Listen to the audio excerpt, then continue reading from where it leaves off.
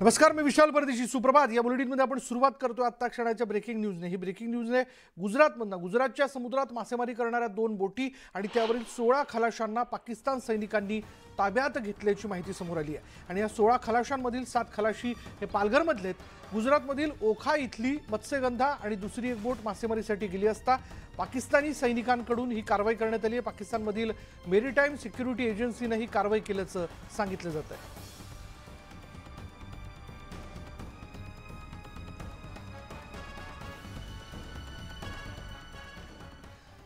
पुढे आणखीन एक ब्रेकिंग न्यूज अशी आहे की चीनी गुंतवणूक असलेल्या अनेक ॲप नंतर आता मोबाईल बनवणाऱ्या चीनी कंपन्या मोदी सरकारच्या निशाण्यावरती आलेल्या आहेत. परकीय चलन विनिमय कायद्याचं उल्लंघन केल्याप्रकरणी मोबाईल हँडसेट तयार करणारी कंपनी शाओमीवर ईडीने कारवाई केली आहे. शाओमीचा तब्बल 5,551 कोटी रुपयांचा निधी जप्त करण्याचे आदेश ईडीला देण्यात आलेत. ईडीची ही देशातील आत्तापर्यंतची सर्वात मोठी कारवाई आहे. शाओमी इंडियाने 2015 पासून रॉयल्टीच्या नावाने एकूण 5,551 कोटींची रक्कम परदेशी कंपन्यांना पाठवली. मात्र शाओमीने भारतातच मोबाईल बनवणाऱ्या कंपन्यांकडून हँडसेट खरेदी केले होते आणि त्यासाठी या कंपनीने परदेशात कार्यरत असलेल्या कंपन्यांकडून कोणतीही सेवा घेतली नव्हती. तरीही खोट्या कागदपत्रांद्वारे रॉयल्टीच्या नावाने शाओमीने फसवणूक केल्याचं ईडीच्या तपासात समोर आलं होतं.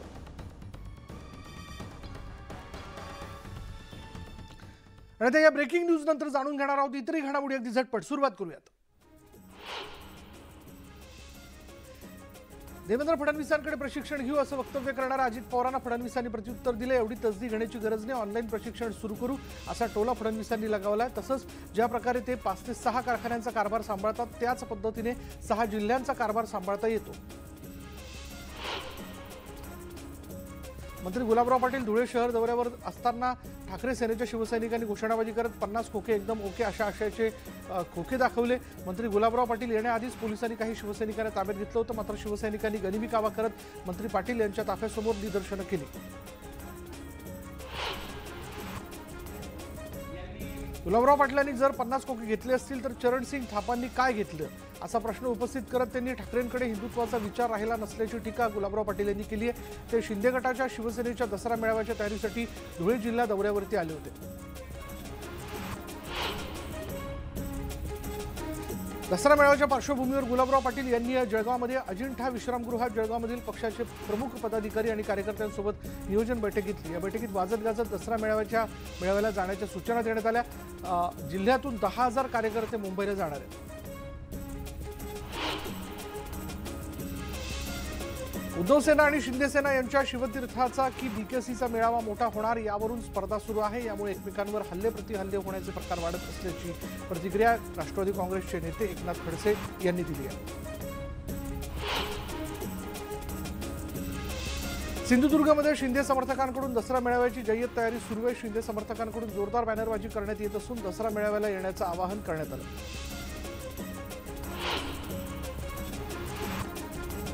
दसरा मेळाव्याला कॉपी करण्याचा अनेक जण प्रयत्न करतात, पण हे औट घटकेचं राजकारण असल्याची टीका विनायक राऊत यांनी केली. दरम्यान ठाकरेंच्या ताकदीशी स्पर्धा करण्याची कुणाचीही हिंमत होणार नसल्याचंही ते म्हणाले.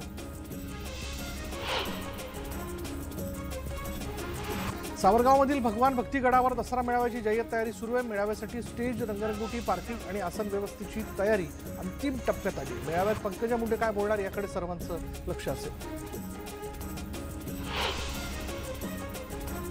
सांगलीमधील आलेवाडीतल्या दसरा मेळाव्याला देवस्थान समिती आणि ग्रामपंचायतीने विरोध केला. प्रकाश शेंडगे आणि गोपीचंद पडळकरांनी दसरा मेळाव्यासाठी परवानगी मागितली. दोन्ही गटात वाद होण्याच्या शक्यतेमुळे मेळाव्याला विरोध होतोय. छगन भुजबळांच्या वक्तव्यावरून राज्यात नवा वाद निर्माण झाला आणि त्यावरूनच गोंदियात प्रफुल्ल पटेलांच्या कार्यालयाबाहेर भाजपने आंदोलन केलं. सरस्वतीच्या फोटोला हार घालत पूजा करण्यात आली. यावेळी राष्ट्रवादी काँग्रेस विरोधात घोषणाबाजी करण्यात आली. नाशिकच्या सर्वांगीण विकासासाठी प्रयत्न करणार असल्याची प्रतिक्रिया पालकमंत्री दादा भुसेंनी दिली आणि ते नाशिक दौऱ्यावर होते. यावेळी त्यांनी माध्यमांशी संवाद साधला. नाशिकला शैक्षणिक हब करण्यासाठी प्रयत्न करणार असल्याचंही ते म्हणाले. PFIवर बंदी घातल्यानंतर RSSवरही बंदी घालण्यात यावी अशी मागणी करण्यात येते.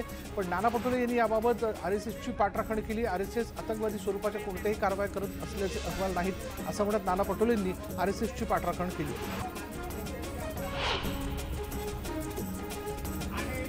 कदमांचं नाव जरी राम असलं तरी त्यांचं वागणं बोलणं रावणासारखं आहे, अशा शब्दात राष्ट्रवादी काँग्रेसचे आमदार अमोल मिटकरी यांनी राम कदमांवर टीका केली. तुमच्यातल्या अहंकारी रावणाचं दहन करण्यासाठी दसरा मेळावा असल्याचा टोला त्यांनी लगावला.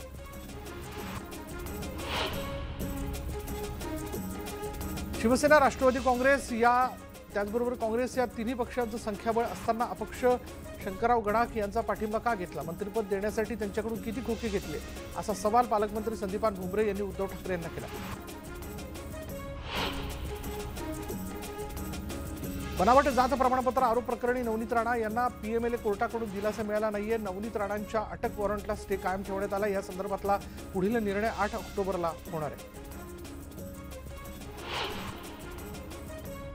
सिल्लोड मतदारसंघातील येणाऱ्या निवडणुका भाजप आणि शिंदे समर्थकांमध्ये मैत्रीपूर्ण झाल्या पाहिजे असं सत्तारांनी म्हणलंय. सिल्लोड मतदारसंघात 28 नगरसेवक शिंदे समर्थकांचे असून भाजपचे केवळ 2 नगरसेवक असल्याने भाजपला जास्त जागा कशा द्याव्या असा सवाल अब्दुल सत्तारांनी केला. पोहरादेवीचे महंत सुनील महाराज यांनी उद्धव ठाकरेंच्या उपस्थितीत शिवसेनेत प्रवेश केला. सुनील महाराज यांचा निर्णय हा वैयक्तिक असल्याची प्रतिक्रिया पोहरादेवीचे महंत जितेंद्र महाराज यांनी दिली आहे. सांगलीत खासदार संजय काका पाटील आणि माजी आमदार विलास जगताप यांच्या शाब्दिक युद्ध पेटलं. संजय काका विंचू आणि खेकड्याच्या वृत्तीचे असल्याची टीका जगतापांनी केली. तर डंख लागल्यावर काय होतं हे वेळेवर सांगू असा पलटवार संजय पाटील यांनी केला. माळेगाव सहकारी साखर कारखान्याची 67वी वार्षिक सर्वसाधारण सभा पार पडली आणि यावेळी सभासदांमध्ये राडा झाला. सोमेश्वर कारखान्याच्या कार्यक्षेत्रातील 10 गावं समाविष्ट करण्याचा निर्णय संचालक मंडळाने गुप्त मतदान ऐवजी आवाजी मतदानाने मंजूर केला आणि त्यामुळे सभासद आक्रमक झाले. मुसळधार पावसाने चांदवड तालुक्याला झोडपून काढले. आसरखेडेसह काही भागात वादळी वाऱ्यासह पावसानं हजेरी लावली. शेतात पाणी शिरल्यानं उभं पीक जमीनदोस्त झालं. वादळामुळे अनेक झाडंही उन्मळून पडली.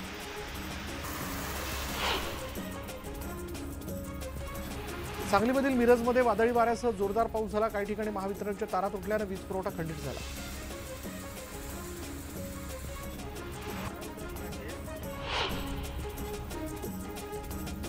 सोलापुरात बार्शी तालुक्यातील श्रीपत पिंपरी ओढ्यात 6 जण वाहून गेले. स्थानिकांच्या सतर्कतेमुळे सर्वजण बचावले. प्रशासनाविरोधात ग्रामस्थांमध्ये संतापाची भावना असून ओढ्यावर लवकरात लवकर पूल बांधण्याची मागणी होते.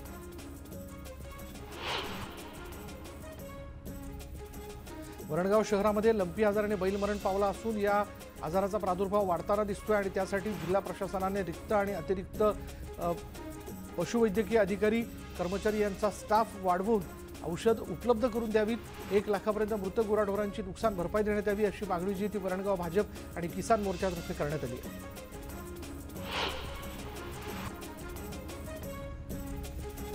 अकोला नांदेड या राष्ट्रीय महामार्गावरील तोंडगाव नजीक असलेला टोलनाका सोसाट्याच्या वाऱ्यामुळे कोसळला आणि यावेळी कोणतंही वाहन टोलनाक्याखाली नसल्यामुळे मोठी दुर्घटना टळली आणि या टोलनाक्याचं काम काही महिन्यांपूर्वीच करण्यात आलं होतं. चंद्रपूरच्या घुटकाळा भागातील धोकादायक इमारत कोसळली. इमारत कोसळतानाचा थरारक व्हिडिओ न्यूज 18 लोकमतच्या हाती लागला. दरम्यान ढिगाऱ्याखाली अडकलेल्या महिलेला वाचवण्यात यश आलं.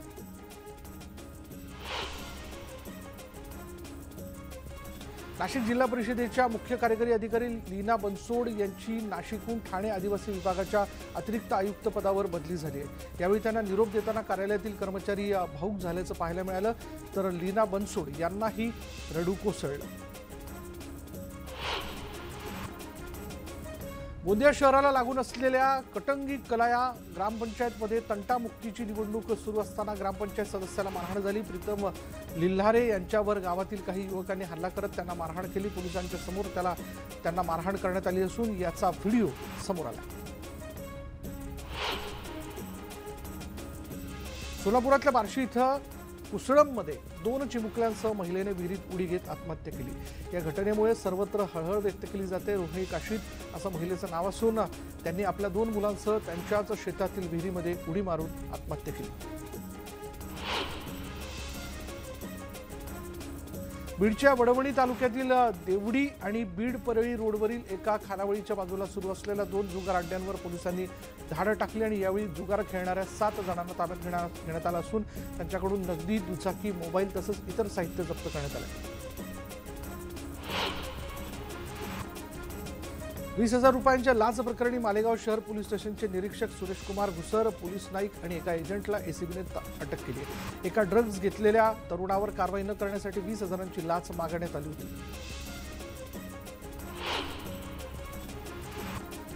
औरंगाबादमधून परराज्यात विक्रीसाठी आणलेला औषधी द्रव्यसाठा आणि गोळ्या जप्त करण्यात आल्या. तर सिटी चौक पोलिसांनी छापा टाकत ही कारवाई केली. गुंगीकारक औषधांच्या बाटल्या 110 नशेच्या गोळ्या जप्त करत आरोपी अल्ताफ बासिर अहमद पठाणला पोलिसांनी ताब्यात घेतलं. पिंपरी चिंचवडमध्ये कर वसुलीसाठी गेलेल्या तृतीयपंथी कर्मचाऱ्यांसोबत अरेरावी झाल्याचं समोर आलं. कुदळवाडीतील सरस्वती शिक्षण संस्थेत शिवीगाळ करून हाकलून दिल्याचं समोर आलंय आणि या संदर्भातील ऑडिओ क्लिप व्हायरल होते. सावंतवाडी धूम स्टाईलने बाईक चालवणाऱ्यांवर धडक कारवाई करण्यात आली. SPK कॉलेजजवळ ही कारवाई करण्यात आली. कारवाई करत पोलिसांनी वाहतुकीचा नियम पाळण्याचं आवाहन केलं.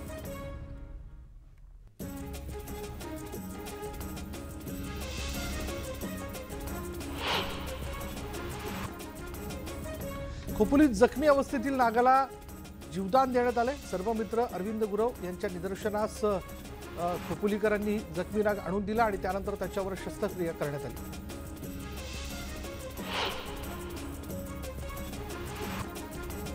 अकोला शहरातील उमरी परिसरात एका मद्य विक्रीच्या दुकानाला परवाना दिला गेल्याने परिसरातील नागरिक आक्रमक झालेत. त्यांनी हा परवाना रद्द करावा अशी मागणीचं निवेदन जे ते जिल्हाधिकाऱ्यांना दिले. परवाना रद्द न झाल्यास तीव्र आंदोलन करण्याचा इशारा देण्यात आला.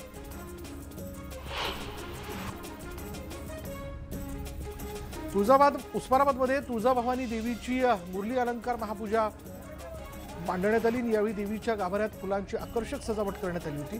तुळजाभवानीच्या नित्योपचार पूजा आणि अभिषेक पूजेनंतर मुरली अलंकार महापूजा मांडण्यात आली.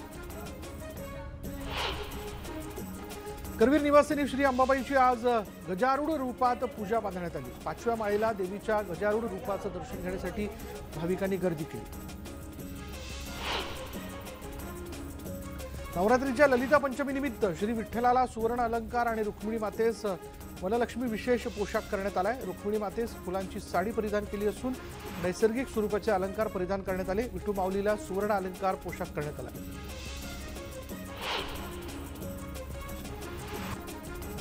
वाशिमच्या चामुंडा देवीची आज अर्धनारेश्वर रूपात पूजा मांडण्यात आली. भगवान शंकर आणि पार्वती रूपात देवीचं दर्शन घेण्यासाठी भाविकांनी गर्दी केली.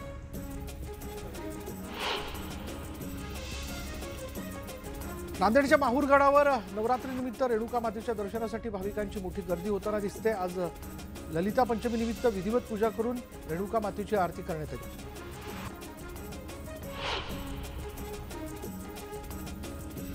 एकविरा देवीचं मंदिर आणि बौद्ध लेणी जतन संवर्धनासाठी सुमारे 39 कोटी 43 लाखांचा अंदाजित खर्चास प्रशासनाने मान्यता दिली.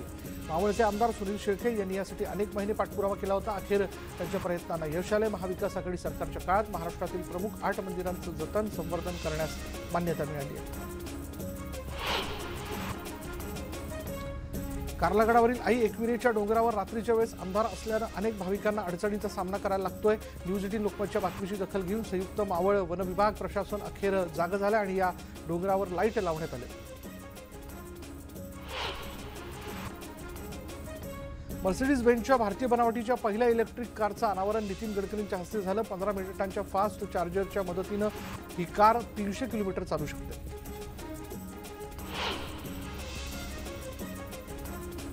भारत जोडो यात्रा मुंबईमध्ये होणार असून त्यासाठी काँग्रेसची मोर्चे बांधणी सुरू झाली आहे. काँग्रेसचे प्रदेशाध्यक्ष ठिकठिकाणी कॉर्नर बैठका घेऊन भारत जोडो यात्रामध्ये सहभागी होण्याचं आवाहन करत आहेत. त्यात मुंबईमध्ये होणाऱ्या भारत जोडो यात्रेमध्ये राष्ट्रवादी आणि शिवसेना सहभागी व्हावी यासाठी खुद्द नाना पटोले काँग्रेसकडून राष्ट्रवादी आणि शिवसेनेशी पत्रव्यवहार करणार असल्याचं त्यांनी सांगितलं.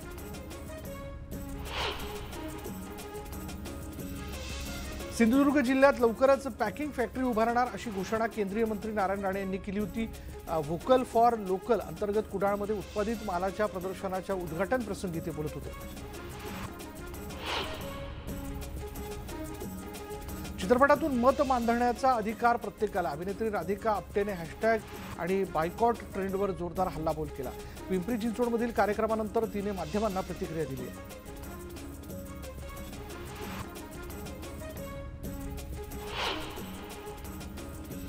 आणि यानंतर इथे वेळ झाली का ब्रेकची. ब्रेक घेऊयात. पहा फक्त न्यूज 18 लोकमत.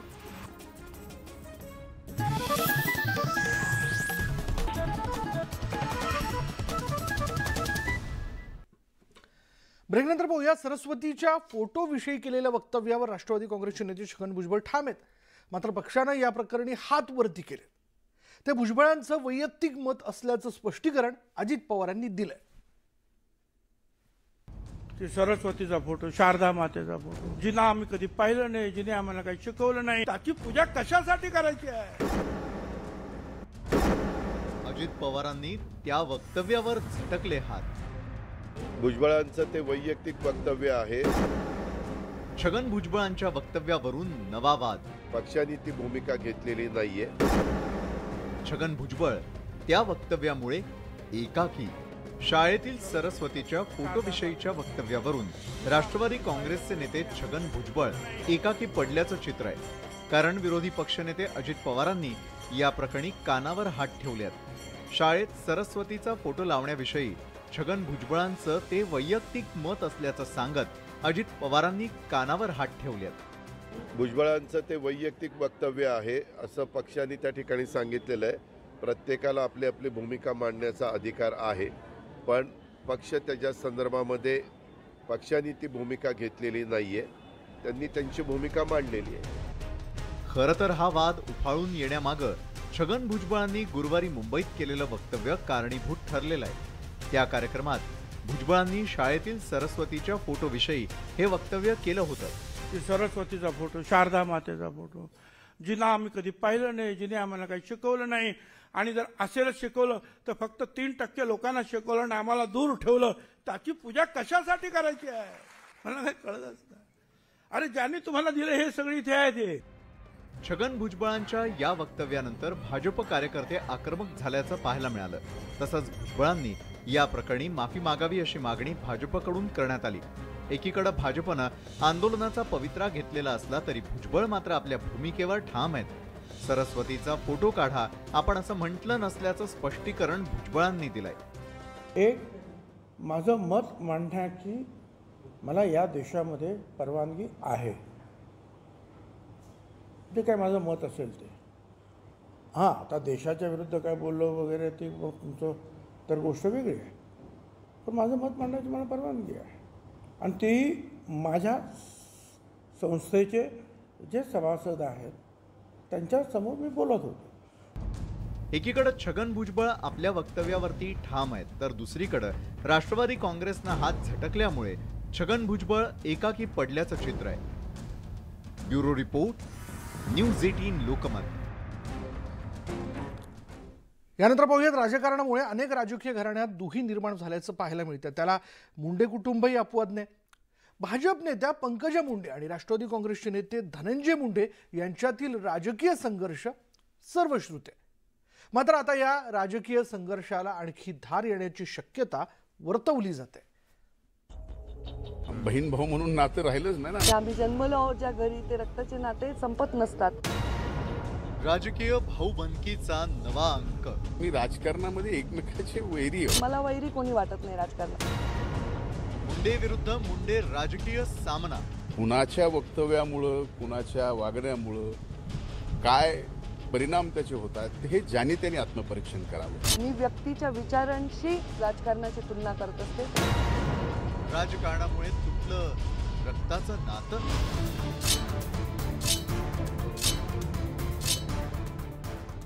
मराठवाड्याच्या राजकारणात मुंडे विरुद्ध मुंडे हा राजकीय संघर्ष काही नवीन नाही.